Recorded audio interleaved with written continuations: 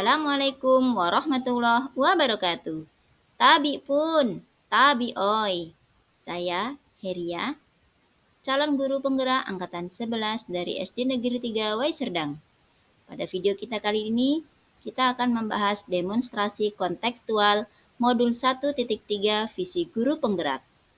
Untuk merumuskan visi ini, kita menggunakan pendekatan inquiry apresiatif, yaitu mengidentifikasi hal baik yang telah ada di sekolah dan mencari cara bagaimana hal tersebut dapat dipertahankan dan memunculkan strategi untuk mewujudkan perubahan ke arah yang lebih baik.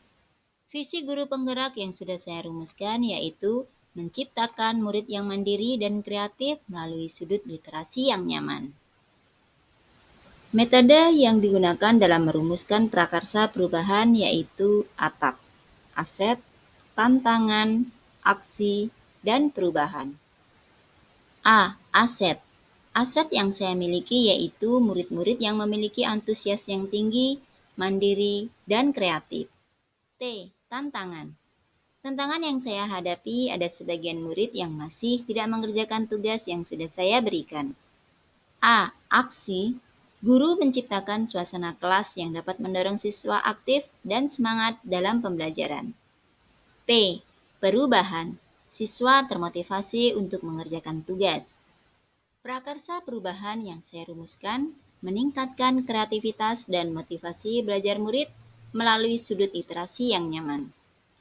Agar dapat menerapkan pendekatan inquiry apresiatif, maka langkah yang dapat dilakukan adalah dengan menggunakan metode Bagja. Bagja, B. Buat pertanyaan umum. A. Ambil pelajaran. G. Gali mimpi. C. Jabarkan rencana. Dan A. Atur eksekusi. B. Buat pertanyaan utama. Berisi pertanyaan-pertanyaan untuk menentukan arah penelusuran. A. Ambil pelajaran. Memandu bagaimana pengalaman positif dari individu, kelompok, atau komunitas lain yang akan dijadikan pembelajaran. G. Gali mimpi. Berupa narasi keadaan ideal jika prakarsa perubahan telah terwujud. J. Jabarkan rencana. Mengidentifikasi tindakan-tindakan yang akan dilakukan. A. Atur eksekusi. Membantu transformasi rencana menjadi nyata. Berikut kerangka Bagja prakarsa perubahan meningkatkan kreativitas dan motivasi belajar murid melalui sudut literasi yang nyaman.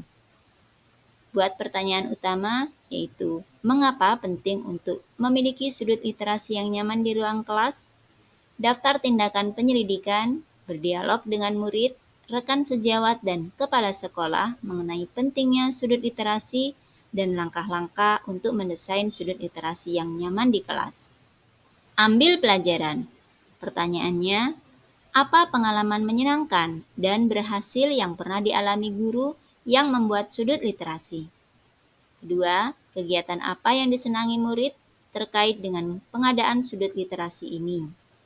Tindakan penyelidikan, mencari referensi pengalaman menyenangkan dan berhasil yang dialami guru dalam membuat sudut literasi melalui internet maupun pengalaman secara langsung. Kedua, menggali cita-cita dan harapan murid-murid lewat survei. Dan ketiga, mendiskusikan dengan murid-murid kegiatan yang disukai. Gali mimpi. Daftar pertanyaannya yaitu, apa saja kegiatan yang dapat dilakukan di sudut literasi untuk mengembangkan keterampilan membaca dan menulis?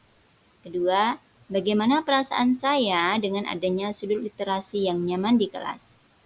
Daftar tindakan atau penyelidikan yang dapat dilakukan yaitu menanyakan pendapat setiap anggota kelas tentang pendapat dan harapan mereka.